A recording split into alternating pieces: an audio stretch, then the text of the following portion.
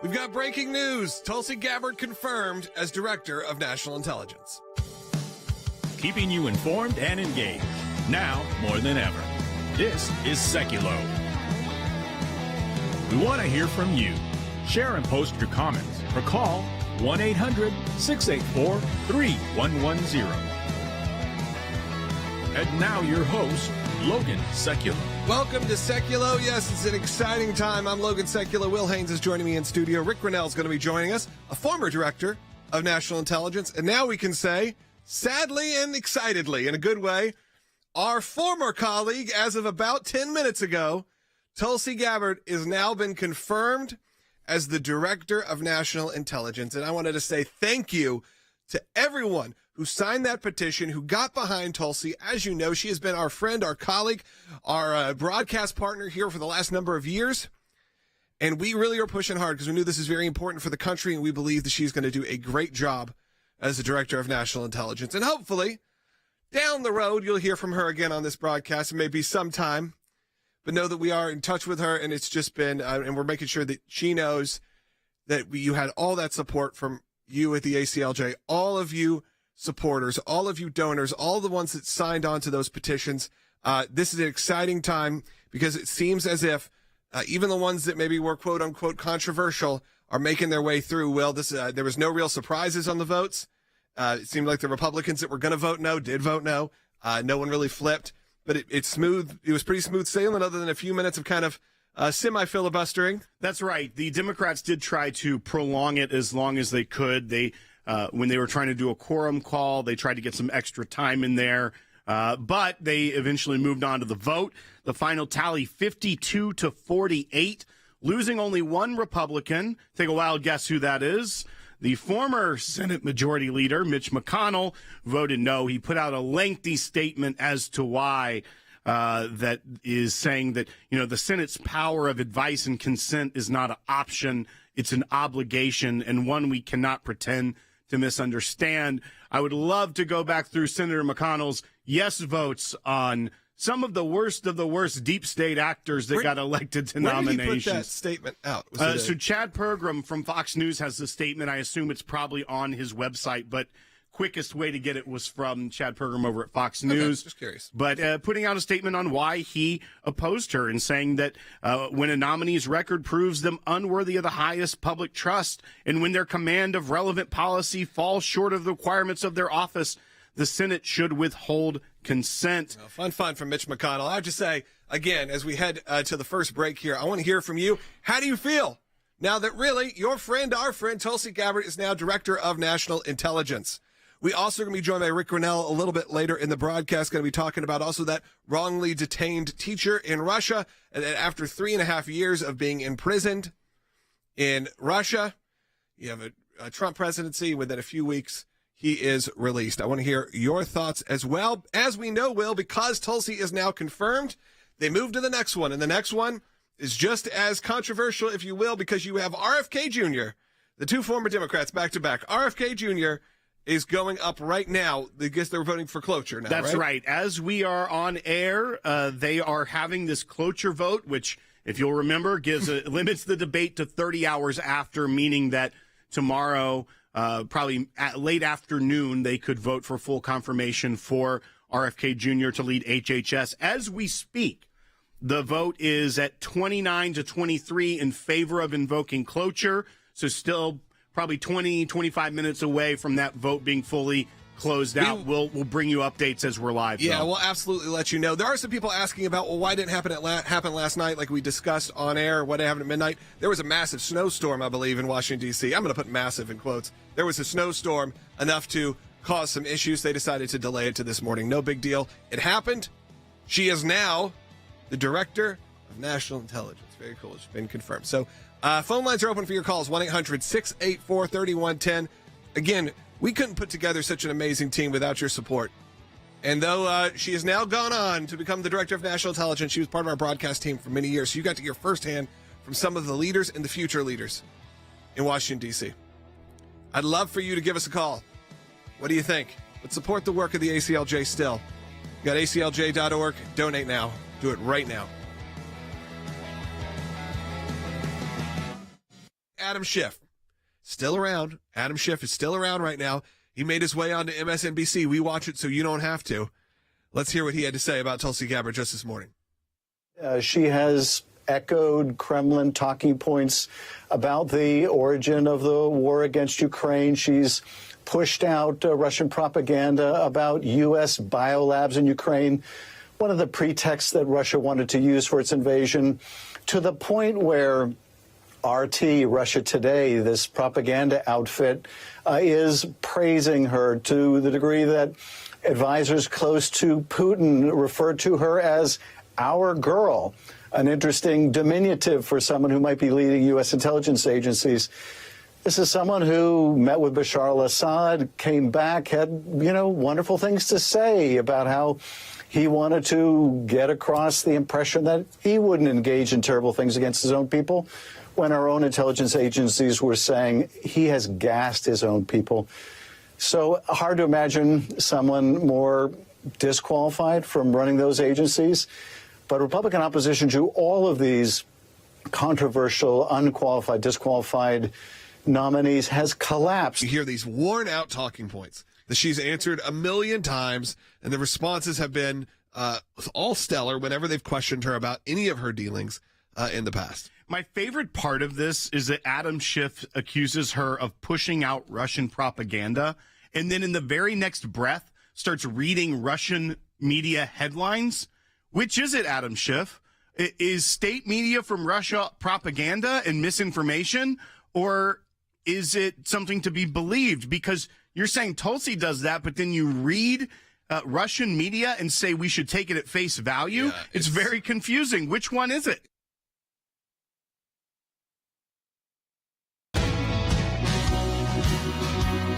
Back to Sekulow. We got a few lines still open at 1-800-684-3110. For those just joining us, yes, we're very excited to announce that right before we went on air, minutes before we went on air, Tulsi Gabbard, our friend, colleague, and now former colleague, I guess, former member of this broadcast team. And yes, I know that that's sad for a lot of you, sad for us, but it's great for the country because now you have Tulsi Gabbard as Director of National Intelligence. It's pretty wild. And we're congratulating her and saying thank you. We'll make sure she knows she had the prayers and support of you, the ACLJ donors, the ACLJ champions, and the viewers and listeners of Sekulow. We really appreciate all that you've done and continue to do. And hey, you got any suggestions of who should replace Tulsi Gabbard on this broadcast team? If they're not currently serving in an active role that we can't get them in, let me know. Put it in the comments. Who do you think should join us? I'd love to hear that. We're always putting together new people to be on this broadcast team, and as you've seen, we've had some changeovers over the last few months, so this gives us an opportunity. There's a lot of you that called in as well, but I do want to say right before the vote happened, and this will be the last day, I hope, that we have to hear from people like Chuck Schumer really complaining about our friends, if you will. This is Chuck Schumer. Just minutes before the vote began, he decided to get up on his high horse and make a statement. This is bite 3. I think most senators would agree there are better choices to lead national intelligence. You know what my guess is? If we had a secret ballot, Gabbard might get 10 votes and 40 against her from the other side. People know. That's why they raise so many questions. And 25 minutes later or so, she was confirmed, or maybe 35 minutes later, as Director of National Intelligence. That's right. And what Chuck Schumer seems to forget there is that it's advice and consent, not nomination by the Senate. So just because a senator thinks they may know someone who they would like better in that role, that isn't their job. Their job is to give advice and then consent if they go through the hearing process. And unless it is something egregiously disqualifying, and typically the nominee withdraws their name before it even gets that far, they should move forward. That's even why the statement from Senator McConnell rings so hollow when you think about he is one of those rubber stamp type senators when it comes to approving nominations. Now, he did hold off and not move Merrick Garland through as Supreme Court Justice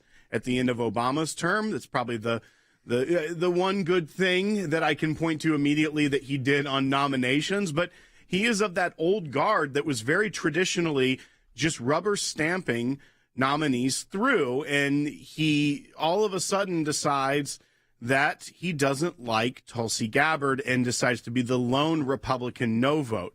Fortunately, it wasn't necessary. All of the ones that we were concerned about through the process decided that through the process of advice and consent, of having the meetings with the nominee, having the hearings, follow-up questions, the background checks, all of this, that even if they had early concerns or disagreed on some policy, that at the end of the day, they shared a vision with Tulsi Gabbard on how to lead the department and the office of the Director of National Intelligence.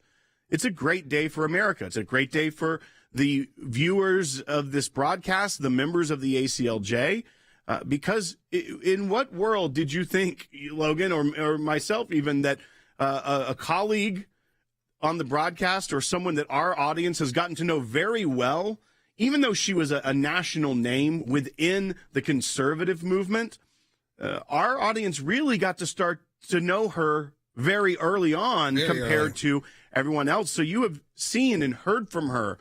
You've been almost conducting hearings on her worthiness for years now by hearing what she has to say. And it's just a remarkable moment.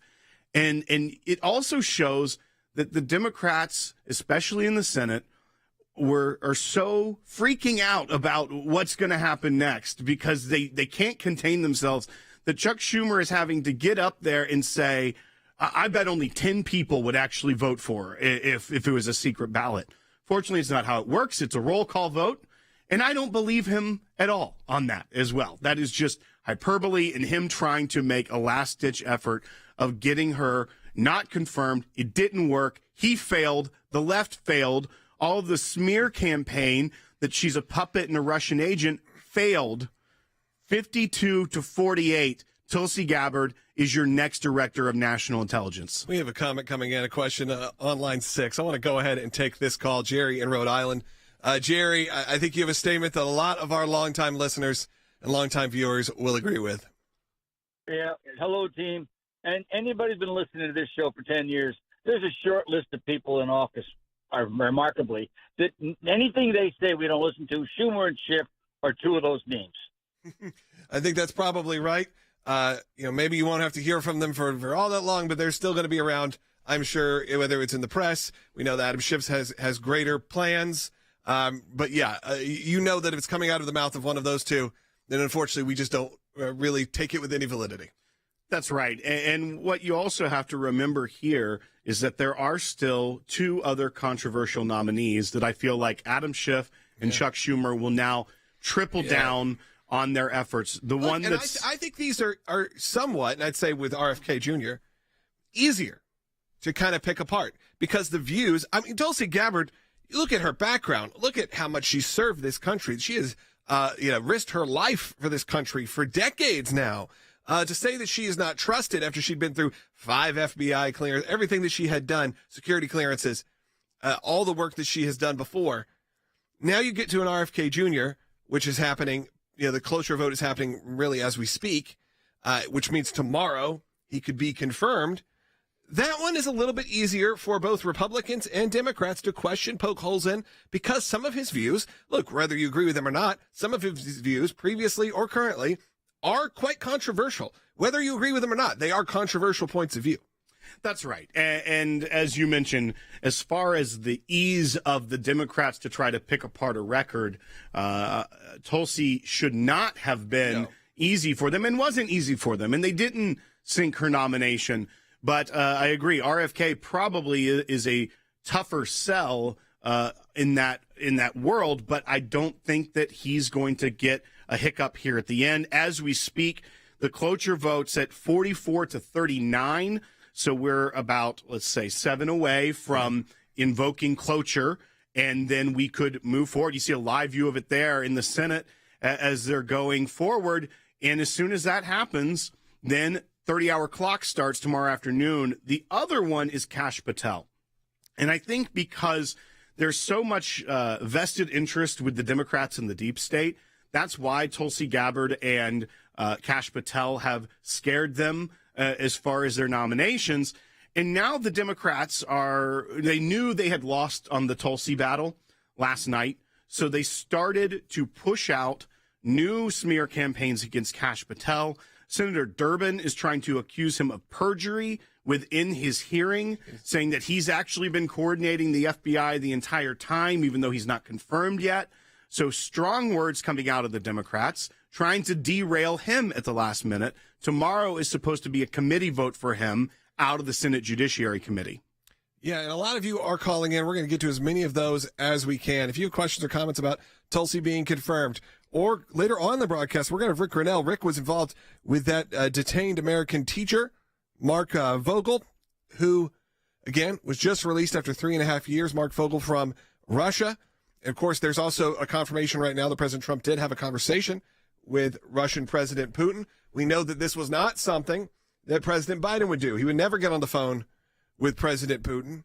And you could agree or disagree with that, but I think what we're seeing now is a lot of changes happening, and that doesn't happen unless you're willing to talk to people, get on the phone, negotiate. This is how things actually get done. None of this political grandstanding where you just say, well, they're the bad guys, so we can't talk to them. That's not how it works on the world stage, and we saw 4 years of failure with that. Now we've seen a month of what people are calling, what they call constitutional chaos. Yeah, constitutional crises, which are... I saw even Patricia Heaton, after our broadcast, started tweeting and posting, well, I'm going to say tweet, you say tweet, posting on X, look out for the words constitutional crisis, because all of a sudden, as of the last 2 days, it has become the weird of 2025. Well, and as someone that studies the media, follows it very closely, the trends and the like, the art of crafting a narrative that the left loves to do, the deluge of information has been coming at them so quickly, they haven't had time to craft a narrative. We talked about that last week on the show. So now they're having to resort to very broad, 30,000-foot view catch-all terms that they're trying to get to land. In constitutional crisis is the one. You saw Caitlin Collins bring it up. We played that earlier in the week on CNN. Now they're all running with it. So they think maybe they've got the narrative now, and they're going to make you think that America is in chaos and the Constitution is about to crumble. It's false. It's misinformation. That's right. Hey, we'll be back in just a moment. We're going to take as many calls as we can coming up because so many of you have called in. I want to open up some lines so more of you can call in. Again, we are celebrating right now as Tulsi Gabbard has been confirmed as Director of National Intelligence as of, 25 minutes ago. Our former colleague, Tulsi Gabbard, someone who's been a member of this team for a few years, and we are so thrilled. So congratulations, Tulsi. We'll be right back.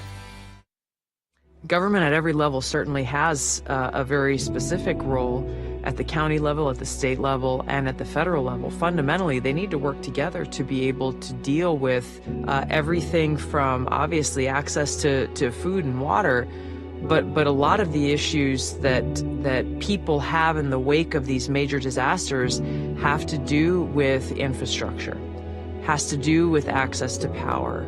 The fundamental need is we have leaders at every level who have a responsibility to be prepared in the event of these disasters occurring and to care enough to mobilize all available resources immediately to meet the needs of the people. I activated my nonprofit, We Must Protect, and really mobilized it in response to the tragic and historic fires that occurred on Maui. The needs that people had on the west side of Maui were basic but essential, and they were not being met by government institutions. And so immediately we kicked into gear and started to deliver specific things that these residents needed and asked for bridging that gap between the failure in the government response at every level and meeting the needs of our neighbors and our friends. Getting out there into the mountains of western North Carolina a few days after Hurricane Helene swept through left me speechless and heartbroken. In every one of these cases, they asked, please don't forget about us, because they know very well that as the headlines move on, unfortunately too often, they are forgotten about. Most importantly, they are forgotten about by those in government who have the resources and the capabilities to be able to support them in the near term and the long term.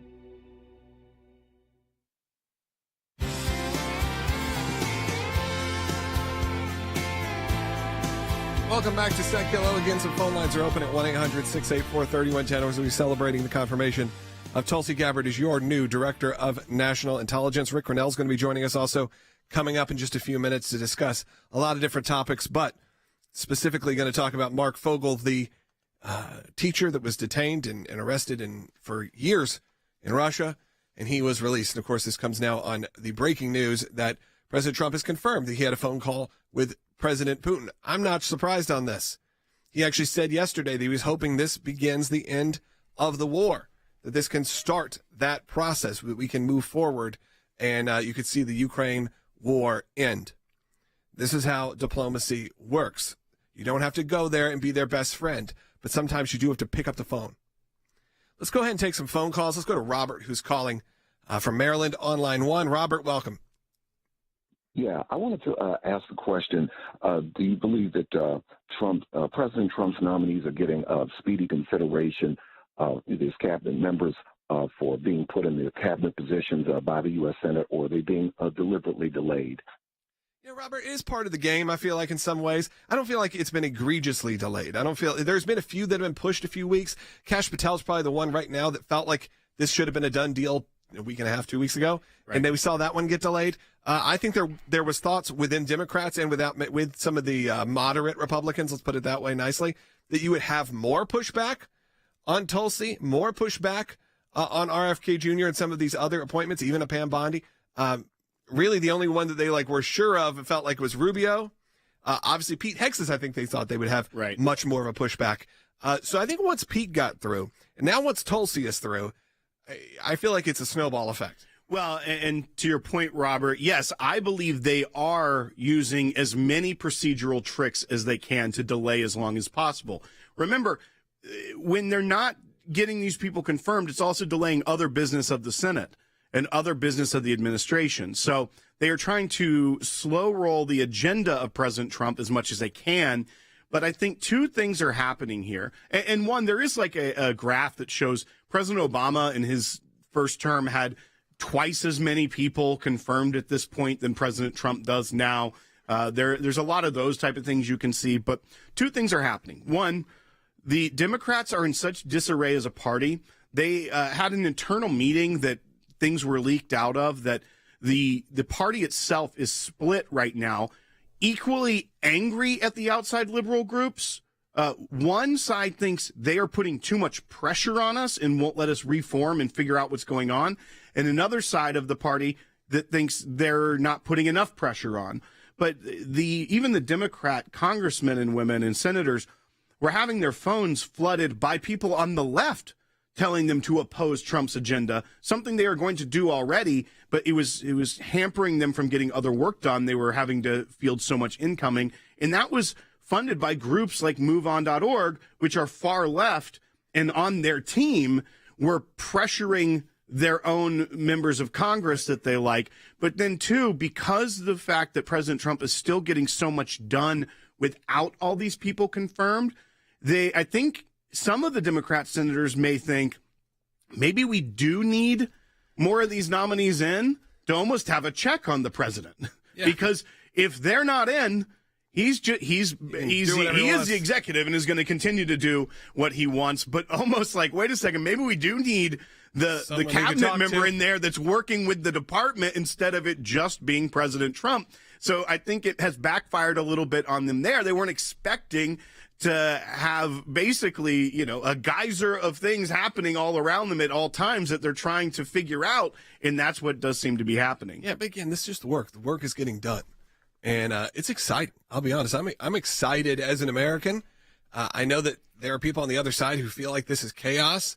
And look, there are probably conservatives that think this is chaos just purely based on the amount of information, of content. Look, you look at President Trump. I don't know how he's doing it, because he was up at, 11 o'clock last night with that freed American teacher, Marc Fogel. And we'll talk about that. Rick Grenell's outside the White House in the snow, and he's texting me about the Kennedy Center. And at the same time, I'm looking at, images and videos on his X account where he's sending, violent criminals back to Venezuela. It is chaos, but the good kind.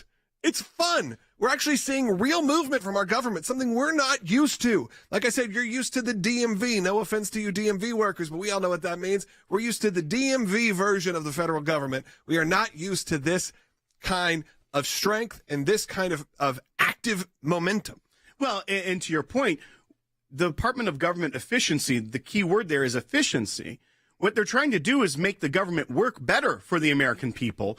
And what the left is calling chaos is just that they're not used to the swamp creatures in Washington getting things done. Yeah. They're used to them not doing anything and the president not going out and talking and not doing action.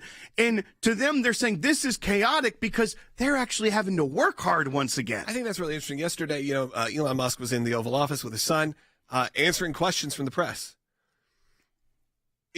You're right in the fact that I feel like this is the kind of access the press has always wanted, to be able to talk to the people who are actually running the show, not just a press secretary. No offense, press secretaries, they do a great job. They have a very important position.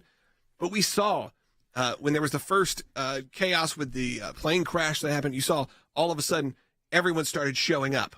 You heard from Director of Transportation. You heard from the Vice President, the President. Everyone, Pete Hegseth, everyone was there on the ground working. You saw the head of Doge, Elon Musk, the richest man in the world, hanging out in the Oval Office taking press questions. This is not normal. But that doesn't mean it's wrong. That actually means we are shaking things up in a good way. Let's go ahead and take one more call before we head to break. Let's go to Ann in Pennsylvania. Ann, you got a great comment. Go ahead. We just lost Ann. Ann. We lost a couple lines there. It's okay, guys. Ann, call back. If you just got dropped, please call back. Ann had a great comment. I wish I could take her. Oh, she's right now. She's on. Can we put her on? Just clear her. Let's go. Ann, you're on the air.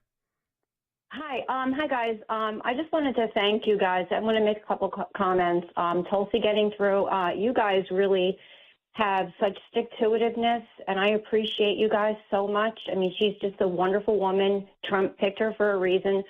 And I also wanted to make a quick comment. Our dollars that have been egregiously spent, right? This has been going on for years and decades. We've been talking about the pork. We've been talking about, oh my gosh, our tax dollars are paying for this and paying for that. And now we have President Trump, who is doing the job of what Congress actually should have done years ago. This is my very strong opinion. Congress has dropped the ball over and over. This is why their approval ratings are below, 17%? And I think you're right in the fact that this is the talk we've always heard. We've always heard about how bad things are, but never any solution and certainly very little action. And to Ann's point, I think it is shocking for everyone, including me, that the lavish New York billionaire is the most fiscally conservative president maybe we've ever had. And he's putting literally every fiscally conservative Republican elected official to shame at this point, because I know there are a lot out there that preach it, and there are those that actually don't vote. But those are few and far between of the Republicans that are supposed to be of the party of fiscal conservatism that haven't done anything to actually be fiscally conservative when it comes to our national policy. President Trump, though, is getting it done. All right, second half hour of the broadcast coming up. Support the work of the ACLJ by going to aclj.org. If you don't get us on your local station, you want to enjoy us in a different way, go to aclj.org. Find us on YouTube. Find us on Rumble. If you're watching right now on one of those platforms, I'm going to ask you to subscribe. Do it right now. Subscribe on YouTube. We'll be back in less than a minute.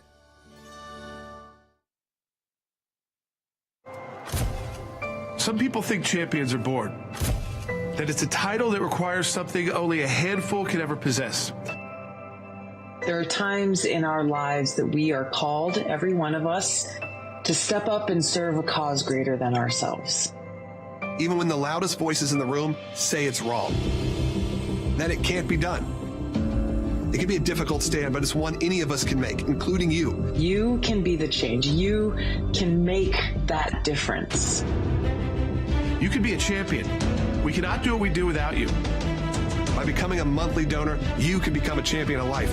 A champion of liberty, a champion of freedom. Please join us. Become an ACLJ champion today.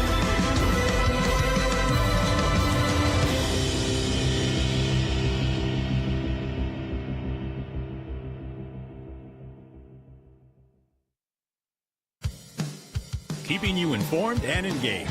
Now more than ever. This is Sekulow. And now your host, Logan Sekulow. Welcome back to Sekulow. Rick Grenell's going to be joining us in the next segment. So if you have a question or comment, you can go ahead and get it in. There's 3 lines open right now. 1-800-684-3110. 1-800-684-3110. Celebrating today as our friend and former colleague as of the last hour, Tulsi Gabbard is now your new Director of National Intelligence. We're excited for her. And we are, like I said, on this broadcast, we're going to miss having her on here. But hey, I said, put in the comments, who do you think we should join the team? We got a free space now on the roster, if you will. We could try to fill that. Let me know who you think. Put that in the comment if you're watching on YouTube or Rumble. You can call in and tell us too. 1-800-684-3110. I do want to update our viewers and our listeners and ACLJ members of another action that's happening right now today. What our lawyers have been hard at work on is that we've filed 3 briefs in cases where the left or the liberal states are going after President Trump's funding freezes. One is out of the District Court of Rhode Island. That's New York et al. Versus Donald Trump et al. And that's the one where the judge put in the temporary restraining order. But it wasn't just about the specific OMB memo. It went much broader and put a temporary restraining order on all funding freezes. So things that are normal when Democrats or Republicans switch parties, like the Mexico City policy saying no funding for taxpayer dollars for abortions abroad, even that could be implicated. He went very broad and said, you can't freeze $1 of this. You have to keep paying for all this. We have filed a brief in that case. Another one, which we will be filing in this week, is out of D.C. Very similar, different plaintiffs there. We're currently in the drafting phase of that. And then 2 about DOJ specifically, and that's about the access to the Treasury. And one that we filed in, this is in the D.C. circuit, specifically the ACLJ position argues for a unitary executive that the president needs to be able to run the executive branch. This is something that our ACLJ lawyers have a lot of expertise about because we've been filing and fighting cases about executive power for years now. And so we are primed to get in there, file this amicus, and let the court know what the ACLJ thinks about how the executive should be run when it comes to the president having oversight within his own branch of government on the activity there. So I want to let you know we have 3 filed, 1 in D.C., 1 in New York, and 1 in Rhode Island. And we have a 4th coming soon in D.C. as well. But that's your ACLJ at work. When you give to the ACLJ, this is the legal work that you are helping get out there to fight back against the left's agenda of trying to shut down President Trump and shut down making America more efficient. Stop wasting your taxpayer money. Stop paying for abortions abroad or even domestically. It all comes back to this, and that's what we're fighting for. So donate today to continue this work at aclj.org. Yep, in the next segment, we're going to have Rick Grenell joining us. He's going to go over some of that work. He's been doing some amazing work, not only on behalf of the ACLJ, but, of course, on behalf of President Trump as one of his special envoys, and we've now seen him now be the head of the Kennedy Center, and there's even more. We're going to talk about that coming up. We got about a minute and a half here. Let's quickly go to Keith, who's calling in New Hampshire on line 1. Keith, go ahead. Hi, yes, I would like to congratulate Tulsi Gabbard for her nomination. I was a Democrat prior to her running for president, and I voted for her at that point, and I'm glad that she switched parties, as many of us could see the writing on the wall. Sure, Keith. And I hope she does a good job in her. Yeah, What's that? Absolutely. We are just running out of time. And yes, I think that a lot of people feel that way. You could see and feel the tide turning, even here within our own people, when you saw Tulsi Gabbard on that stage for the first time, possibly as a contender to be the Democratic nominee for president. And you thought, oh, here's someone who actually isn't towing a party line. It's actually at least telling the truth from her point of view. She at least believes what she says. And that was refreshing. That was refreshing enough that in just 4 years, she went from running to be the Democratic nominee to then joining our team and then become our team being the ACLJ and Sekulow, the Sekulow broadcast team, and then ended up as the Director of National Intelligence under President Trump. What a story arc. That's a hero's journey. We'll be right back with Rick Grenell. American teacher Marc Fogel back on U.S. soil, kissing the ground. The 63-year-old from Pennsylvania met by President Trump overnight at the White House. Fogel's flown out on a private jet from Moscow belonging to President Trump's Middle East envoy. This morning, the Kremlin says it's in exchange for a Russian prisoner. Earlier, the president not sharing details. Very fair, very fair, very reasonable, not like deals you've seen over the years. White House National Security Advisor Michael Waltz called Fogel's release a show of good faith by Russia and a sign we're moving in the right direction to end the brutal and terrible war in Ukraine. I feel like the luckiest man on earth right now. And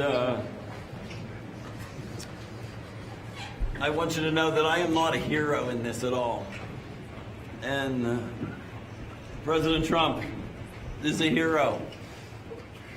These men that came from the diplomatic service are heroes. The senators and representatives that passed legislation in my honor to get me home are the heroes. We leave nobody behind. It's very, very similar to the military credo. Leave nobody back on the battlefield. And that's how he feels. And so I think that you'll see a president who is extraordinarily proactive in seeking all hostages to be released who are being held in foreign countries. That's what Adam Bowler does. He's the special envoy in that sector. And I think you're beginning to see a lot of results. There are people who have been held for far too long, and people haven't paid attention to them in prior administrations, and that's not going to be the way that the Trump administration works, and that's at the direction of President Trump.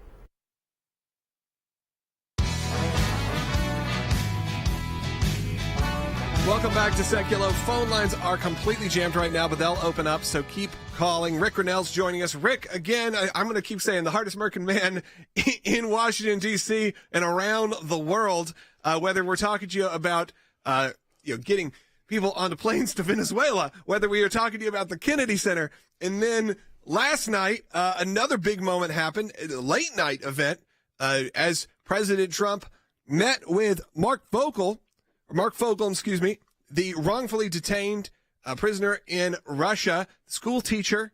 And Rick, I just want to get your thoughts and give us a little breakdown of what happened here, because this was another big moment, 3.5 years delayed.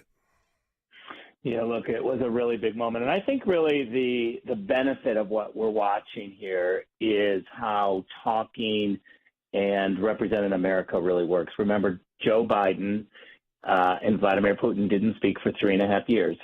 Imagine what could have been done if they were actually speaking. Right. You can avoid wars when you speak. You can avoid hundreds of billions of dollars in taxpayer money going to a war. You can bring people home.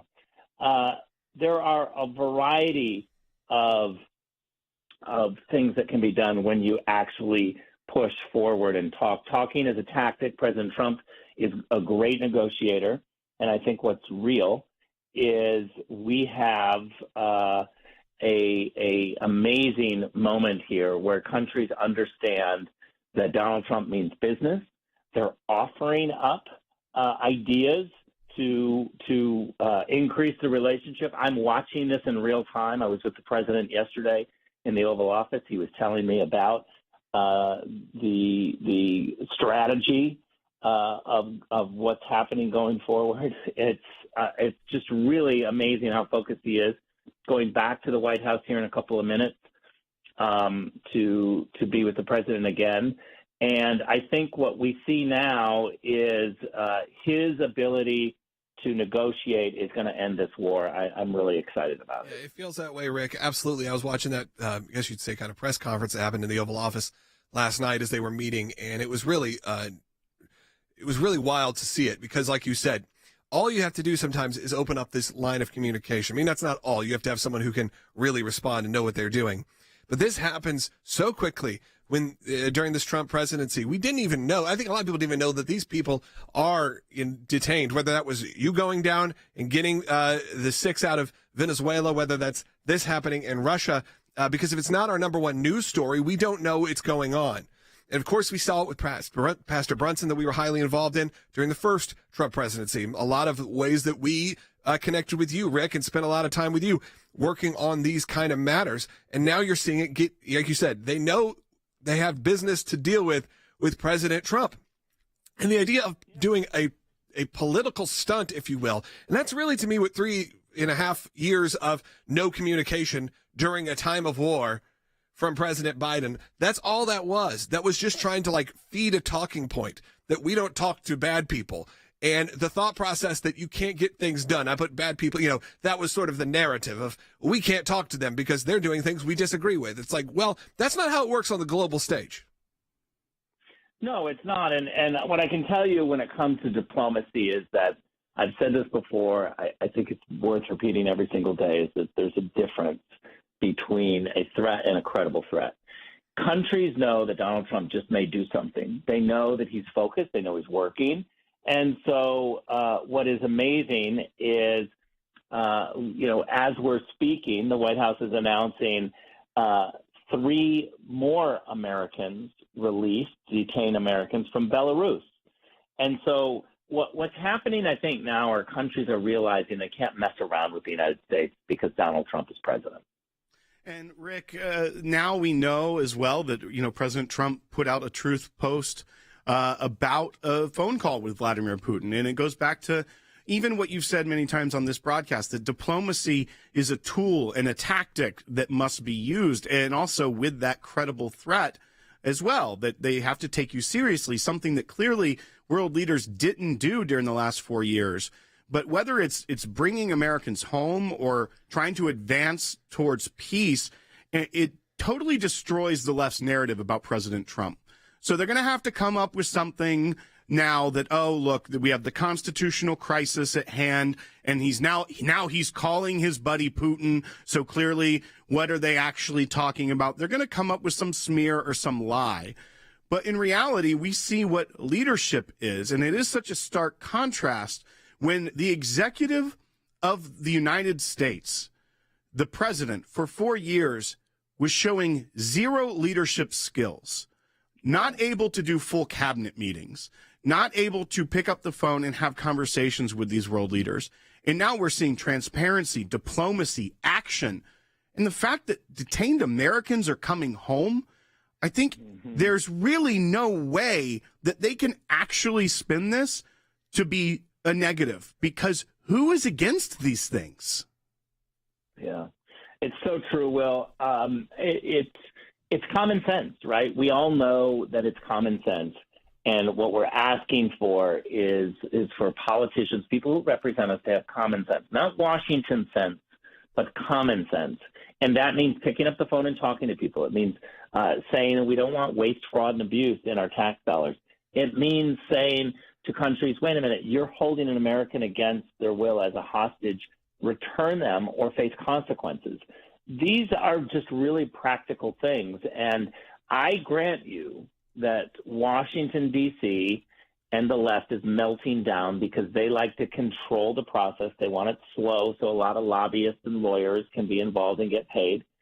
But the reality is that we are, the Trump team, we are here to bring common sense and cut through the bureaucracy and work for the American people. Rick, there's obviously a lot of movement also on Capitol Hill right now, as we saw, just this morning, just right before we went on air, the confirmation of Tulsi Gabbard as the Director of National Intelligence, a role that you know pretty well. And then we have now the movements of RFK as they have evoked cloture. So we're moving towards having a legit cabinet ready to go for President Trump. I think there was a lot of talk of pushback. And what we've seen is, of course, there have been the Democrats trying to get in the way. But I think even the ones that were quote unquote controversial, we're seeing that, I think because of a lot of the action that President Trump has taken, because of the movements we're seeing a lot more, maybe you'd say the Republicans are more in the middle, saying, no, we like what's happening. We're moving forward and we have a good time. 4 years ago, if you could have thought that Tulsi Gabbard and RFK Jr. would be in the cabinet for President Trump's second presidency, I don't think any of us really predicted it, that you'd have such a massive move, even from 2 former Democrats at this point, moving towards being part of this administration. Really shows where things have moved. Yeah, look, congratulations to our colleague Tulsi. She's going to be amazing director of national intelligence. I think the more people that just sat with her, again, people that were willing to talk, not just read the newspaper, but when you talk to Tulsi, you realize she's an amazing, thoughtful, smart person who cares about the United States. And so when you move beyond the filter of the media and you get to know someone or you listen to their points, I think everything changes. The control that the media want, the control that the bureaucracies want, the control that Washington, D.C. types want is to limit the information and accessibility to the actual people. They want to be the filter. The more they're the filter, then they can dupe the American people.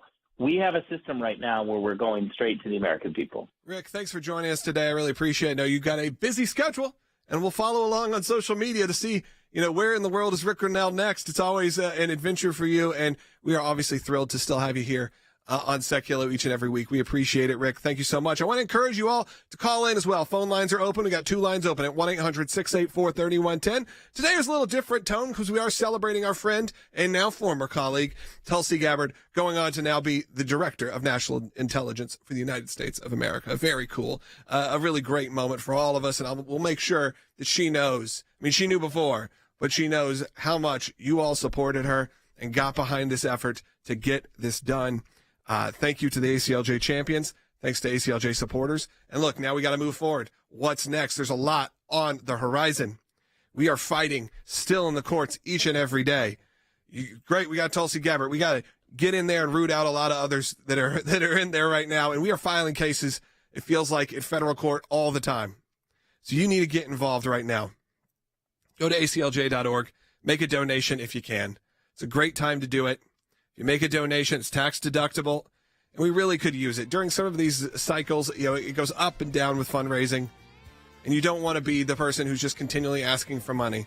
But there are times where we need to ask you, because you know what? If we don't ask, I know a lot of you will just take this as a radio show, a television show, and understand, we are supported by you in the ACLJ community. We are not supported by major sponsors. We are not supported by some sort of outside giant corporations that give money or even grants or anything like that. That is not the bread and butter of the ACLJ. The ACLJ, of course, we want to be one of those people who wants to give a large sum of money. We'd be happy to talk to you. But we are run on the back of you who give $10, $20, $30, maybe you give $100 a month. And you can do that, become an ACLJ champion at any level right now. And we're going to take your calls coming up at 1-800-684-3110. 2 lines are open. People have said, well, why did Israel do this deal where so few get out and hundreds of the imprisoned Hamas members are released? Well, because you're dealing with a terrorist organization and you value human life and you value your own people. So you're going to do whatever you can to get them home safely. And sometimes it's not necessarily about a good deal. It's not a 1-for-1 deal. You're not negotiating with a normal government here. With these hostages that were released, these last 3 hostages. And I've said all along, I'm literally shocked that there have been so many hostages still alive that they have been able to release, because Hamas, they are monsters. And I can't believe that, not all of these people have not been murdered already. But we've seen these last 3 men as they have been released. Like President Trump said, they look like Holocaust survivors. They were in horrible condition and they were emaciated. And, President Trump said, I don't know how much longer we can take that. And at some point, we're going to lose our patience. And so, now that Hamas has come out and made their statement that, because Israel has violated the ceasefire agreement, we're now not going to release the Zionist prisoners, which were scheduled for the February 15th was the next scheduled. And it's postponed until further notice pending the enemy's, again, Israel's compliance and the retroactive fulfillment of the past week's obligations. And that, once again, is like you're saying, Will, is spin, because Hamas is the one that never honors their word. Israel goes above and beyond. And then Hamas has been pushed into a corner, like you said. They probably don't have any more prisoners that are alive to be released, and that's going to look bad on them. Or they're going to look even worse than these last 3 looked, who were clearly tortured, like you said, hung upside down and starved. That's what monsters do. That's ridiculous. And that's That's who Hamas is, and that's who they're trying to negotiate with. So I think Trump's right.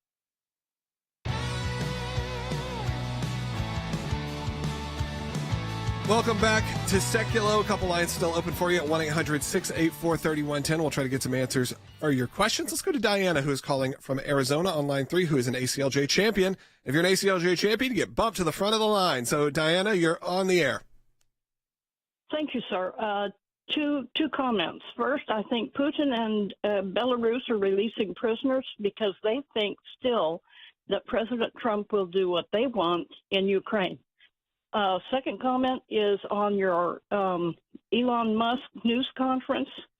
If the rest of the government continues to be as open as they have started out, I think it's going to turn the press from the left, because I said so, to free and fair coverage, because they are getting real-time answers to their real-time questions. Absolutely, Diana. It's not just opening a book and saying, okay, here's what my verified statement that I have to say is from Corinne Jean-Pierre, who, you know what, I've given some props to, because she had sort of the insurmountable price of trying to get over this situation at hand, which was to be the voice of the Biden administration.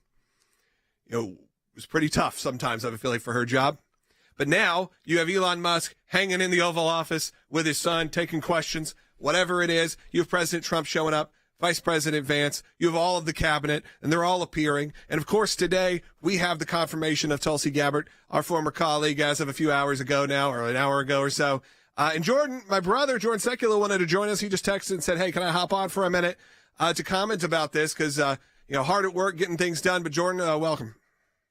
Yeah, thanks for having me, guys. And I just want to say, we've been following and working with Tulsi as long as our listeners know. We brought her on to the broadcast, but she also is, helping us behind the scenes. I think where she is, her views are where a lot of our folks have kind of moved to as they've gotten more involved, not just in politics, but also in the policy and rethinking our role in the world and using diplomacy again instead of missiles first. And we're seeing all of that, coming from Russia now, that we're going to have negotiations to end that war. And people like Tulsi are at the lead of those issues. That's the criticism she gets from the left. But the second part, and I think is really key to our donors, is that a former colleague now of the American Center for Law and Justice, and a close former colleague, is now the director of national intelligence for the most powerful country in the world, with an intelligence agent and agencies that need reform more than ever before. And so that relationship, literally texting right now as she moves into that role, I just hope our listeners really kind of think about that for a moment. Think about these Rick Grenells and the ability for the ACLJ to get things done, whether it's behind the scenes or public. Yeah, absolutely. And we've been telling you that all broadcasters. You've seen this amazing team that's been put together. And sometimes there's a little bittersweetness, which was right now, a member of our broadcast team has now moved on to become the director of national intelligence, someone you've gotten to know for the last number of years. As Will said, you got to be vetting this person for a number of years and hearing from them each and every week on this broadcast. We provide that when a lot of places do not. And that's why I said, put in the comments, who do you want to see? Who do you want to join the next generation of ACLJ team or next generation of Sekulow team? Obviously, they need to not be a currently appointed, elected, or confirmed position, but they could be somebody. So let us know what you think in the comments. But Jordan, we got some other calls we want to get to, but I did want to give you the opportunity because we are all celebrating today. But this is why the work of the ACLJ is so important, and that's why people need to support, continue to support, because we're able to not only put together a great broadcast, we're also able to get involved in the highest levels. Yeah, I mean, and Rick Grenell in his current role, he also gets to stay as part of our team. So he's the special envoy. He even has work to do with the American release from Russia. So he's already back to those issues. People remember him with the pastors in Turkey and being the first one that he met on the tarmac when he was ambassador to Germany. So he stays with us to give us that insight. And I think probably it's unusual for a director of national intelligence, but I think she will be able to come onto our show and still talk to everybody, obviously in a careful way. But I also know that she wants to be on and to just tell so many of our listeners and the ACLJ how much she'd appreciated all the work she's done with us. All right. Thanks, Jordan, for joining us. Let's go ahead and take a couple calls as we try to wrap up. Let's go to Barbara, who's been on hold for a while. Barbara will try to answer your question in Utah, watching on YouTube. Utah on YouTube. Go ahead, Barbara. Thank you. I appreciate so much all that you guys do. And I am so excited for Tulsi. My question is Pam Bondi going to be able to do something about the loudmouth Democrats that are calling for going to the streets and shutting the town down? I would say she will not be bringing charges against members of Congress for their rhetoric. Although we may disagree with it, and it is dangerous rhetoric many times, I think that is what the Democrats are trying to bait them into, to say, like, look, they are trying to silence the voice of a co-equal branch of government. Some of the rhetoric definitely crosses the line. It could be seen as inciting violence, but you've seen this all the way back from Chuck Schumer when he threatened Supreme Court justices on the steps of the Supreme Court if they were to overturn Roe v. Wade, saying the whirlwind will come for you. And it's unfortunate that our politics is at this, but I don't believe the Attorney General is going to be pursuing charges against members of Congress for rhetoric. That being said, people that I would not want to mess with or get on my bad side, I would put Attorney General Pam Bondi at the top of that list, as well as now Director of National Intelligence Tulsi Gabbard. These are people who mean serious business and are great people. Like, I saw a report, I don't know if it's accurate, that Pam Bondi saw large photos still framed of Joe Biden and Kamala Harris and Merrick Garland. She said this is ridiculous and went and physically pulled them down herself and put them in the corner. That's the kind of people we got involved in Washington, D.C. right now, and that's pretty fun. Let's continue on. Mary's calling. Mary in Oklahoma. Try to keep it a little quick, Mary, because we're going to try to get one more call in. Go ahead. Okay. Thank you for taking my call. My question, I tried to get in yesterday, but I couldn't get in. When we, the people, vote for our senators and our congressmen and whatnot, can we put a term limit on how long they can be in? It's not really worked that way, Will. It's not. But well, she's asking about states specifically, and that was decided by the Supreme Court that cannot happen. That the states cannot enact laws over the term limits. It would actually need to be a constitutional amendment at this point. So, unfortunately, no, states can't put the term limits on their own representatives that they're electing. Sorry, Mary, but thank you so much for your support. Cynthia in Missouri, last call of the day. Go ahead. Hi. Thanks for taking my call. My question is, we are so done with hearing Adam Schiff's mouth. Who can quite, I mean, at what point does it enter into slander and defamation? Very tough.